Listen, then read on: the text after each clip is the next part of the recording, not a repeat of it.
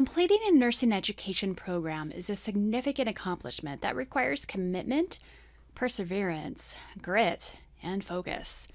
You're entering a dynamic profession with many career options, opportunities for growth, and potential for leadership.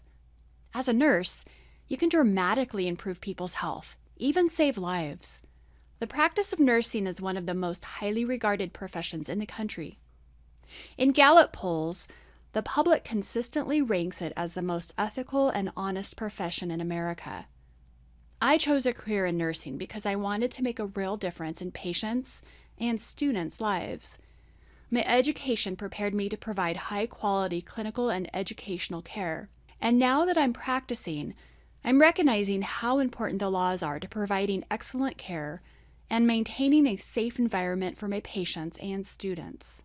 Like other healthcare professions, nursing is regulated by law to ensure safe practice.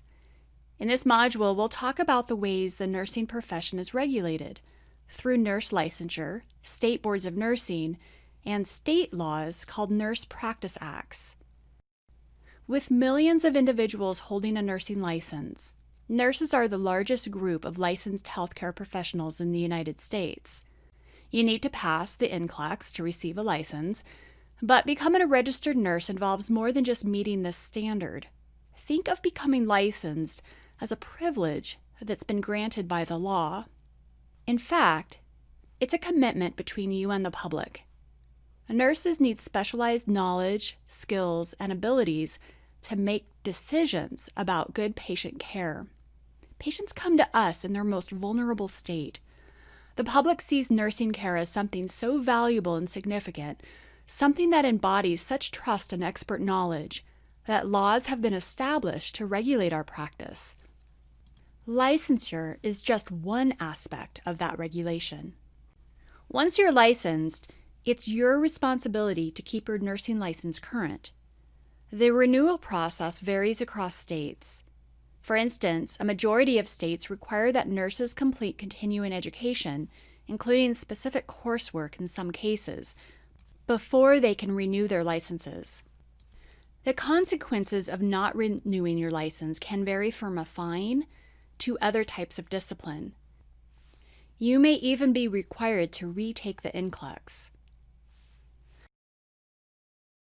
When I moved to Utah, I had to get my Utah RN license, but I moonlight during some of my winter and summer breaks in Oregon, so I had to get my Oregon license renewed, and then I had to get my Nevada license when I had students in clinical in Mesquite.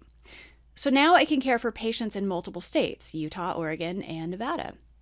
Since practice is where the patient is, I need to be licensed in every state where my patients or students are located.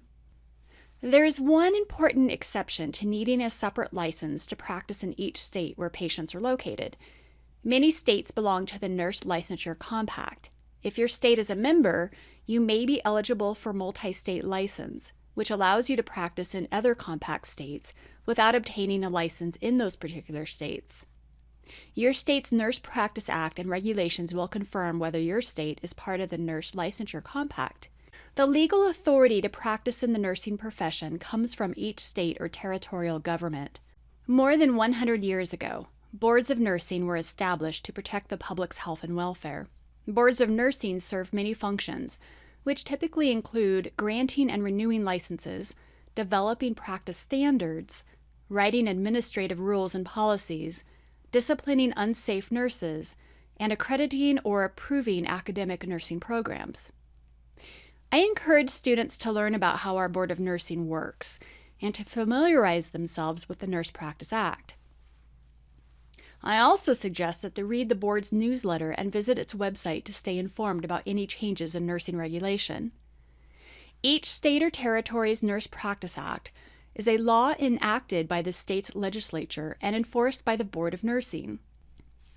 The specific content of Nurse Practice Acts vary from one jurisdiction to another, but there are three basic components included in every Nurse Practice Act: standards and scope of nursing as practice, requirements for licensure, and grounds for disciplinary action. A Nurse Practice Act is the law governing practice, and administrative rules or regulations provide more specific information. Keeping the public safe is a shared responsibility, and everyone on the team has to play an active part. As a past nurse manager as well as an educator now, I've seen a few problems over the years with nurses who have violated the Nurse Practice Act. Being aware of your Nurse Practice Act helps prevent violations. I've seen brand new nurses be disciplined and in some cases lose their RN license within the first few years of their new nursing career. That's pretty scary, and I would hate for that to happen to you. Even new nurses who are just entering the profession need to be aware of their role in preventing, detecting, and reporting potential violations. These may include significant practice-related errors, drug-related issues or a substance abuse disorder, professional boundary violations, sexual misconduct, patient abuse, fraud, and criminal background.